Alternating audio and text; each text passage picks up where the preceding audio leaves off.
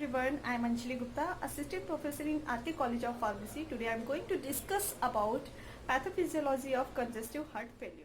Students, जैसा कि last lecture में हमने डिस्कस किया था हाइपरटेंशन के बारे में, हाइपरटेंशन के बारे में जैसे डिस्कस किया था, सेम थिंग हम CHF के लिए भी डिस्कस करेंगे, CHF की डिजीज़ के बारे में, देन उसकी एटियोलॉजी, क्या कॉजेज़ हैं, फिर पैथोजेनेसिस, उसके साइन सिम्टम्स, देन उसकी वजह से क्या कॉम्प्लिकेशंस हो सकते हैं बॉडी में, उसके बारे में स्टडी करेंगे। तो फर्स्ट ऑफ ऑल CHF जैसा कि नाम से ही पता चल रहा है, CHF, C for congestive, H for heart and failure, CHF congestive heart failure. इसे हम दूसरे नाम से भी डिफाइन कर सकते हैं, CCF, that means congestive cardiac failure. अब ये होता क्या है CHF?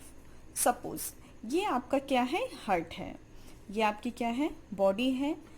बॉडी को जितनी रिक्वायरमेंट में ब्लड चाहिए होता है उतनी अमाउंट में ब्लड हार्ट आपका पंप नहीं कर पाता है।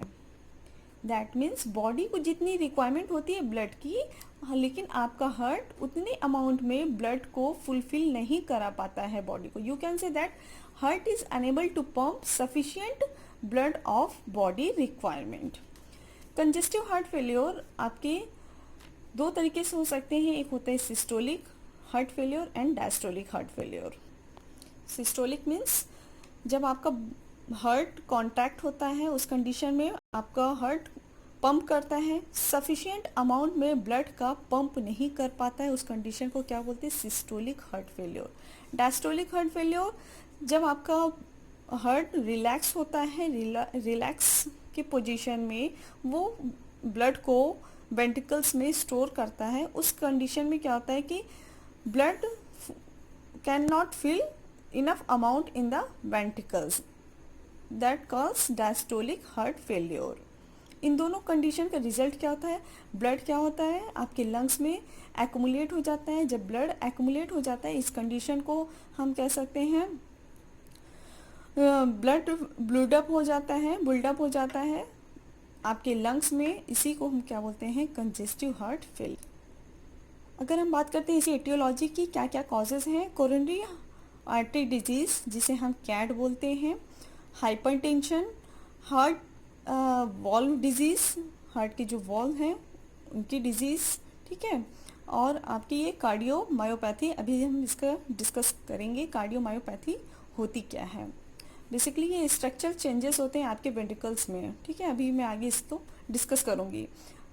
कोरोनरी आर्टरी डिजीज़ आपकी एथेरोस्क्लेरोसिस भी कह सकते हैं इसे। अब आते हैं पैथोजेनेसिस में कि कैसे ये आपकी बॉडी में स्प्रेड आउट हो रहा है, कैसे इसकी जेनेसिस हो रही है, कैसे CHF का डेवलपमेंट हो रहा है। तो ये दो तरीके से हो सकते हैं, जैसे कि मैंने बताया था CAD, coronary artery disease.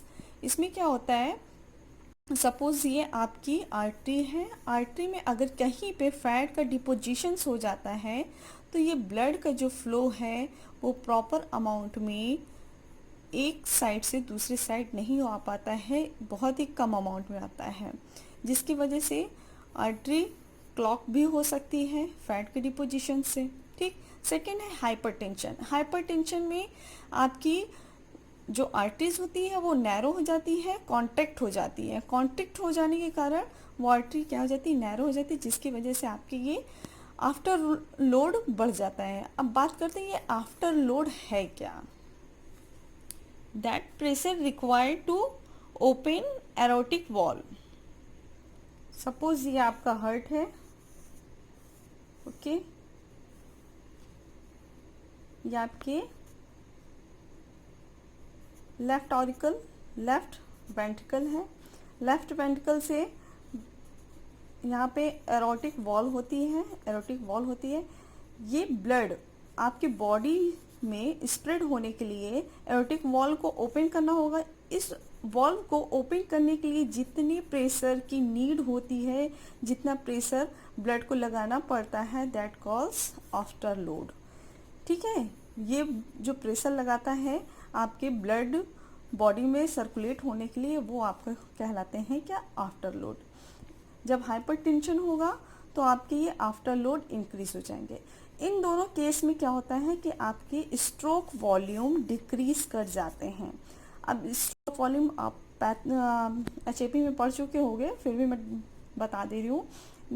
Blood pump each beat, एक बीट में जितना ब्लड का अमाउंट पंप होता है वो होता है स्ट्रोक वॉल्यूम। ठीक है, ये डिक्रीज हो जाता है। जब स्ट्रोक वॉल्यूम डिक्रीज हो जाता है तो कार्डियक आउटपुट भी कम हो जाएगा। कार्डियक आउटपुट क्या है?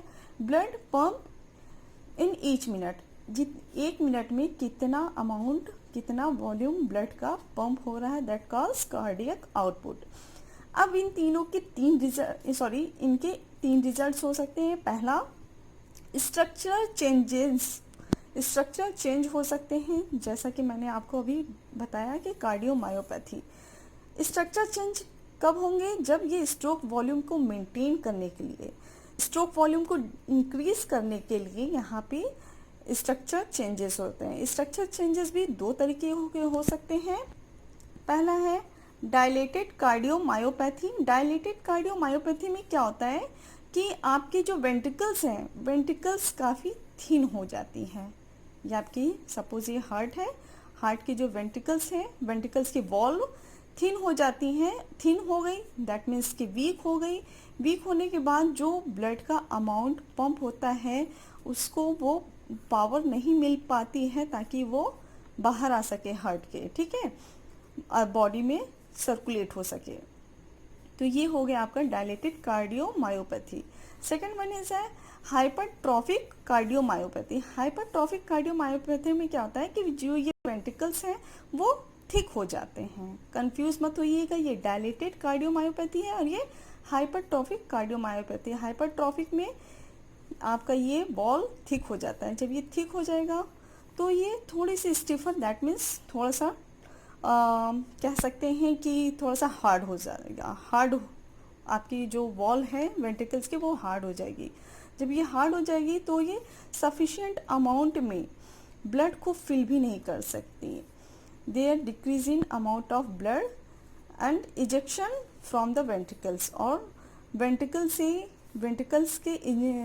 से इजेक्शन के लिए भी ये बहुत ही हार्ड हो जाने के कारण ये यहाँ से बॉडी की तरफ मूव नहीं कर पाती हैं। सेकेंड रिजल्ट की बात करें तो इंक्रीज हार्ट रेट। जब कार्डियक आउटपुट कम हो जाएगा तो ये आपकी हार्ट की कॉन्ट्रैक्टिलिटी बढ़ जाएगी, बहुत जल्दी कॉन्ट्रैक्ट होगा देन रिलैक्स होगा। उस समय आपकी हार्ट रेट काफ़ी बढ़ जाती है और उस सफिशिएंट अमाउंट में वेंट्रिकल्स जो है ब्लड को फिल नहीं कर पाएगा, जिसकी वजह से ये कम फिल होगा। कहाँ पे? आपके वेंट्रिकल्स में ब्लड का कम फीलिंग होगा। जब आपकी बॉडी में कम सप्लाई होगी ब्लड की तो किडनी जो है रेनिन को रिलीज करेगा। रेनिन आपका एक हार्मोन्स है, वो रिलीज करेगा। किडनी एक्स्ट्राग्लोमुलर सेल से रिलीज होगा। लास्ट टाइम पे मैंने डिस्कस किया था, किडनी से रेनिन रिलीज होगा और ये आपका क्या है? एंजियोटेंसिन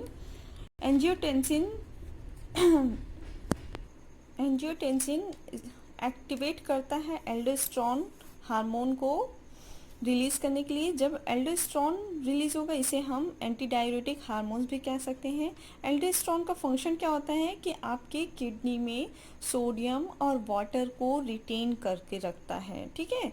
जब सोडियम और वाटर का रिटेंशन होगा तो ब्लड का वॉल्यूम बढ़ेगा। जब ब्लड का वॉल्यूम बढ़ जाएगा तो आपके पेरिफेरल एडिमा होने के चांसेस होते हैं और पल्मोनरी एडिमा होने के चांसेस रहते हैं। अब डिस्कस करते हैं कि पल्मोनरी एडिमा क्या है और पेरिफेरल एडिमा क्या है।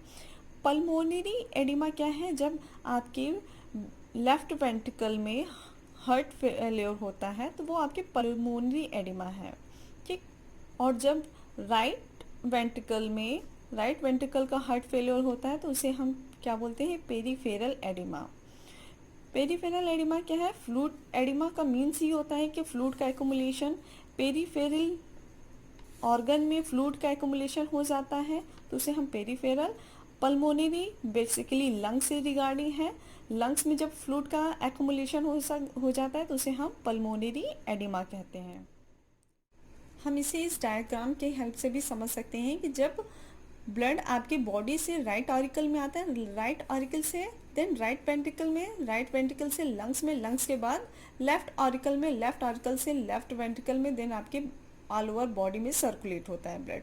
ठीक है, जब बॉडी से ब्लड राइट ऑरिकल में आता है, अगर यहाँ पे मैंने पहले आपसे डिस्कस किया था कि अगर राइट वेंट्रिकल हार्ट फेल्योर है तो यहाँ पे अगर कोई स्ट्रक्चर चेंजेस हैं या कोई प्रॉब्लम्स हैं तो यहाँ पे ब्लड का फ्लो नहीं होगा, यहाँ तक ब्लड नहीं आ पाए, जिसकी वजह से ये ब्लड का accumulation outside of the heart आपके पेरीफेरल ऑर्गन में ब्लड का एक्युमुलेशन हो जाएगा। तो ये हो जाएगा आपका पेरीफेरल एक्युमुलेशन या पेरीफेरल एडिमा। अब बात करते हैं, जब लंग से ब्लड आता है आपके लेफ्ट ऑरिकल में, अगर प्रॉब्लम आपके या लेफ्ट हार्ट फेल्योर है, लेफ्ट साइड लेफ्ट वेंट्रिकल का हार्ट फेल्योर है, अगर इस रीजन में प्रॉब्लम है तो यहाँ से ब्लड आपके बॉडी में सर्कुलेट नहीं होगी। दैट मीन्स कि ब्लड आपका कहाँ कलेक्ट होगा, कहाँ एक्युमुलेट हो जाएगा, आपके लंग्स में। लंग्स को अगर लंग्स में आपके फ्लूइड का एक्युमुलेशन हो गया, आपके ब्लड का एक्युमुलेशन हो गया, वो आपका क्या हो गया, पल्मोनरी एडिमा हो गया। We discuss now sign and symptom. Swelling होगी, स्वेलिंग जैसे कि मैंने बताया, oedema, increase urination, fatigue, nausea, vomiting, abdominal pain, increase appetite due to accumulation of fluid in intestine and liver. मतलब आपको भूख नहीं लगेगी, आप डिक्रीज हो जाएगी, एपेटाइट आपकी काफ़ी कम हो जाएगी। किस वजह से होगी, क्योंकि ऑलरेडी आपके इंटेस्टाइन में और लीवर में फ्लूइड का एक्युमुलेशन हो चुका होता है। ठीक, इस वजह से भूख नहीं लगती। अब बात करते हैं कॉम्प्लिकेशन की, क्या क्या इसकी वजह से कॉम्प्लिकेशन हो सकते हैं। किडनी डैमेज हो सकती है, किडनी फेल्योर हो सकती है, liver damage and problem of heart and rhythms. Thank you students. Next lecture में नेक्स्ट डिजीज़ में डिस्कस करूँगी। ओके।